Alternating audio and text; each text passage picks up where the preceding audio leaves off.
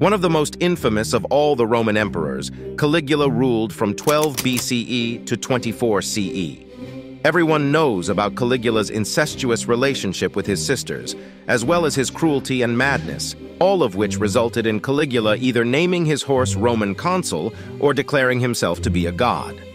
All of these scandalous tales, however, originate from a small number of historical texts that were penned by influential senators who detested Caligula's dictatorial method of government.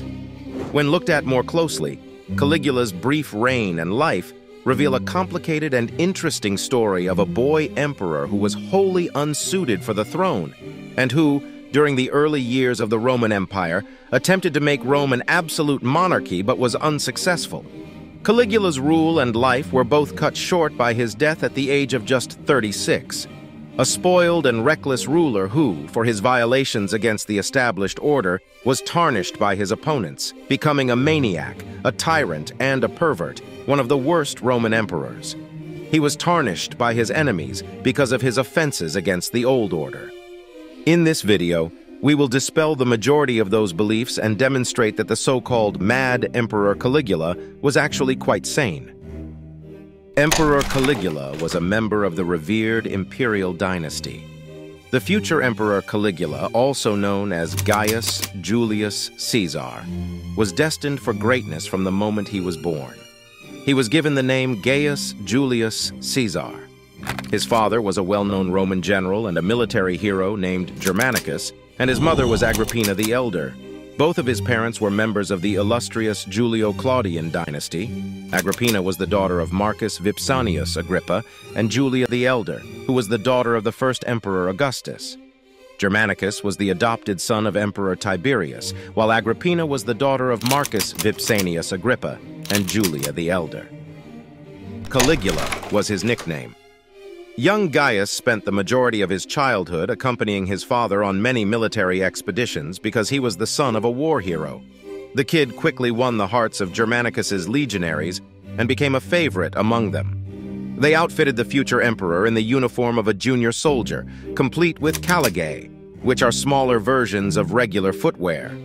As a result, Gaius was given the name Caligula, which translates to little boot.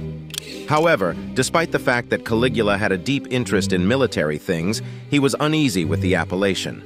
After ascending to the throne, he insisted on using the given name Gaius Julius Caesar, which he shared with a famous ancestor. Julius Caesar was Caligula's namesake. Caligula lost his father early.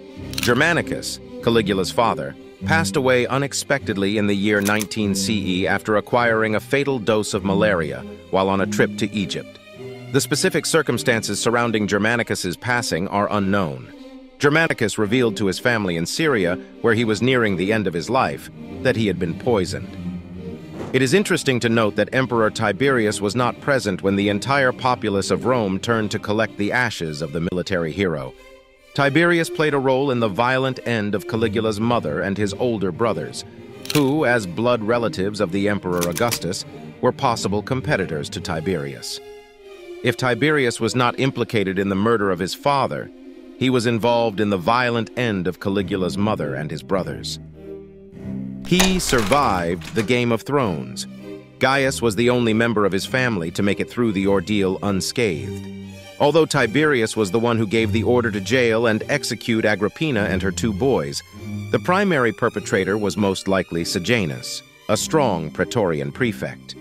Sejanus was the one who convinced Tiberius, Augustus's adoptive son, that Caligula's family could be his potential opponent.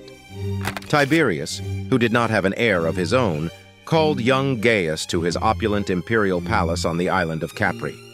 At the time, Sejanus was falling victim to his own ambition, and Tiberius was in need of an heir. Caligula was in all intents and purposes a hostage. The next 6 years were difficult for the man who would one day become Roman emperor, since he had to live under the watchful eye of Tiberius, who suffered from paranoia. In the beginning, Emperor Caligula was wildly popular. The death of Emperor Tiberius occurred on March 17, 37 AD. Caligula went from being a hostage to the master of Rome in what seemed like the span of an overnight. The first several months of the young emperor's rule went extremely smoothly, which came as a surprise to many people. Caligula was a member of a famous family, which contributed to his immense popularity. In addition, Emperor Caligula was a charismatic and kind young man, in contrast to Tiberius, who was paranoid and retreated into his own world.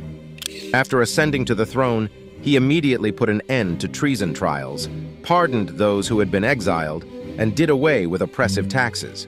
In addition to that, he was responsible for the organization of opulent gladiatorial games and chariot races, both of which were greatly to the enjoyment of the Romans. Caligula, according to Philo of Alexandria, was the first emperor who was admired by everyone in all the world, from the rising to the setting sun. New ruler had ambitious plans. The newly minted king finished various projects that had been started under Emperor Tiberius, renovated the temples, began construction on new aqueducts to ensure that Rome's rapidly expanding population would have access to water, and even constructed a new amphitheater in Pompeii. Additionally, Caligula enhanced the infrastructure of the port of the capital city, which allowed for an increase in grain imports from Egypt. This was especially significant in light of the fact that famine occurred so soon after he took power. In later years, Caligula also began opulent construction projects for his own personal use. At Lake Nemi, he augmented the size of the royal residence and built for himself 2 enormous pleasure barges that he could use while floating on the water. Things, however, went grim pretty quickly. Caligula suffered from a terrible illness not long after becoming emperor of Rome. It is probable that he suffered a breakdown of his mental health. Another possibility is that he suffered from epilepsy, a disorder that had affected Julius Caesar and Emperor Augustus. The fact that the entire city of Rome prayed for Caligula's recovery when he was bedridden and suffering from delirium is another evidence of the emperor's early popularity among the Roman populace. However, if we are to accept Suetonius and other historical sources, by the time Caligula was finally able to leave his sickbed, he had become a completely different person. The remainder of the boy emperor's brief reign was characterized by paranoia and turmoil on a widespread scale. Caligula's feared the return of the Republic. The tyrannical acts of Caligula, such as the executions of senators and his opponent, the grandson of the late Emperor Tiberius Gemellus, are what people remember most about him. Given Rome's long tradition of political maneuvering within its court, Gemellus may have planned a coup against Caligula while the latter was unconscious. The most disappointing aspect, though, is that the situation did not improve despite Caligula's absence. The provinces were administered by governors, while the Senate held meetings and issued decrees. In the early days of the Roman Empire, Rome did not require an emperor in order to function. A good number of senators continued to harbor the dream of re-establishing the Roman Republic. Caligula waged war with the Senate. It should come as no surprise that Caligula, who ruled Rome at the time, detested the Senate.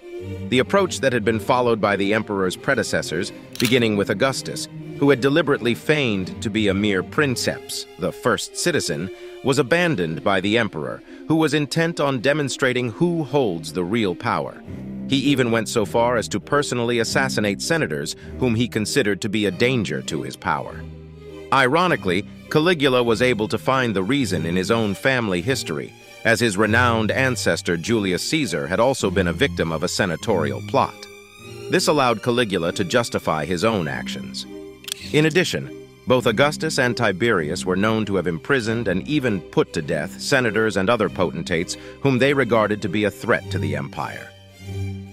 Caligula never made his horse a consul. The emperor's deep-seated antipathy against the Senate brought him into direct conflict with many of Rome's most influential political figures. Caligula, on the other hand, was adamant about proving to the senators that he was in charge of everything. It is common practice to use the story of Caligula's beloved racehorse, Incitatus, being appointed to the position of consul as an illustration of the man's insanity. Suetonius, however, who is our primary source for this event, lived several years after Caligula's death and was himself a senator at the time of his death. Instead, the narrative of Incitatus ought to be seen as the emperor's practical joke, which was played on the senators in order to demonstrate how pointless their work was, given that even a horse could accomplish it more effectively. Above all else, it was a display of Caligula's absolute dominance over the situation. He did not declare war on the sea. According to Suetonius, after Caligula's invasion of Britain was unsuccessful, the emperor declared war on Neptune, the god of the sea, and ordered the waves to be lashed. In addition, he gave the command for legionaries to gather seashells as rewards for the fight. Actions of insanity or retribution for disobedience. The act of collecting seashells was obviously humiliating, but it was better than the alternative, which was to decimate the population by killing 1 out of every 10 men. Or perhaps the soldiers were never required to collect shells and instead received orders to construct tents. The Latin word muscula, which was used to describe the shells, was also used to refer to engineering tents. It is possible that the tents are a reference to the erection of a military camp on the French side of the Channel, which was utilized by Caligula's successor Claudius as a staging area for the conquest of Britain in 43 CE. Caligula had special relationship with his sisters. Another infamous tale written by Suetonius portrayed the opulent banquets hosted by Caligula, where the boy emperor engaged in sexual activity with his sisters in front of shocked visitors. Caligula's favorite was Drusilla. In fact, he loved her so much that he made her his successor, and, after she passed away at a young age, he elevated her to the status of a goddess. On the other hand, the historian Tacitus, who was born 15 years after Caligula's death, claims that the incestuous relationship was nothing more than a myth. Philo of Alexandria, who was present at one of such meals, omitted to comment on any scandalous happenings that took place. It is extremely likely that the senators plotted to overthrow Emperor Caligula by using the intimate tie that he shared with his 3 sisters as a weapon against him. He admired Hellenistic kings. It is probable that Caligula's developing preoccupation with the East was related to Caligula's close relationship with his sisters, if the rumor that this relationship existed is accurate. Incestuous marriages were the means through which the Hellenistic monarchs, and in particular the Ptolemaic kings, kept their royal bloodlines. It's possible that Emperor Caligula wanted to maintain the integrity of the Julio-Claudian bloodline by having a connection with Drusilla, which has been suggested. The Roman elites, on the other hand, considered the emperor's preoccupation with the Hellenistic East to be completely un-Roman, and an example of an absolutist style of leadership that ran counter to Roman tradition. The emperor declared himself a god. One of the most notorious incidents of Caligula's brief reign occurred as a direct result of his obsession with the Hellenistic East. Suetonius states that the insane emperor proclaimed himself to be god at one point. Beginning with Alexander the Great, the Hellenistic monarchs, whom Caligula saw as a model, were practically routinely deified. Caligula saw this as a model for his own rule. However, the fact that Caligula gave himself the same position in Rome was certain to fail, since the senators interpreted such an act as clear and definitive proof that the emperor was insane. The fact that Caligula also announced his plan to shift the capital of the Roman Empire to Alexandria, a place that the senators could not enter without the approval of the emperor, was not helpful. Caligula was ahead of his time. Both Caligula's fascination with the Hellenistic East and his efforts to create authoritarian control were important contributors to his undoing. However, at the turn of the century, a significant shift had taken place in the situation. Few people complained when Emperor Domitian proclaimed himself to be both master and god. And as the ages went by, the republican traditions died out and were succeeded by the reign of the emperors, for whom the leniency of Caligula would have been inappropriate. While Emperor Aurelian reigned with an iron hand, Emperor Diocletian transformed Rome into an openly absolutist monarchy by establishing the dominate. Under this system, the emperor was elevated to the status of a godlike king, and the Senate was relegated to a purely ceremonial role. Boy emperor caused his own downfall. Although he had the backing of the populace and the army, Caligula, often known as the living god, was too young, inexperienced, and impulsive to take on the Senate. While Caligula was sitting on the throne, senators had contacts, and as a result, senators had a concealed grasp on all levels of power. The Senate, on the other hand, was powerless to take any action because Caligula was shielded by the Praetorian Guard. As a result, the Senate was presented with a once-in-a-lifetime opportunity to act when Caligula insulted one of the Praetorians, an experienced officer by the name of Cassius Chaerea. Caligula's death changed nothing. After participating in one of his favorite activities, the Games, on the 24th of January, 41 CE, Caligula was attacked by his own guards. It is reported that Chaerea was the first person to stab the shocked emperor, and then others followed in her footsteps. In order to eliminate any chance of a legitimate heir succeeding Caligula, the assassins also took the lives of the emperor's wife and daughter. After discovering that the emperor had passed away, the senators gave some consideration to getting rid of the monarchy and bringing back the republic. However, one of the Praetorians saw Caligula's uncle Claudius hiding behind a curtain, and he proclaimed Claudius to be the new emperor. The Roman Empire was not going anywhere anytime soon. Emperor Caligula's name was tarnished for posterity. The attempt of the Senate to overthrow the Roman monarchy was unsuccessful, and to make matters even worse, the new emperor, Claudius, stopped the practice of damnatio memoriae of his predecessor, who had been executed. After all, Caligula was well liked by both the army and the men who served under him. In spite of this, the Senate ultimately had the last word in their dispute with the young and arrogant ruler. The senators were the ones who wrote history and who used their position to tarnish the name of ill-fated emperors in order to legitimize their removal and to reinforce the legitimacy of later imperial dynasties. One example of this is the case of Emperor Nero, who was the nephew of Caligula and who ruled as emperor. As a result, Gaius Caesar, a mediocre and misunderstood autocrat, transformed himself into an epic villain, a maniac, a tyrant, and one of the worst, if not the worst, of the Roman emperors. We hope you like this video, subscribe to the channel if you're a history addict, and please let us know about what civilization or time period we should talk about. Also, watch another video here.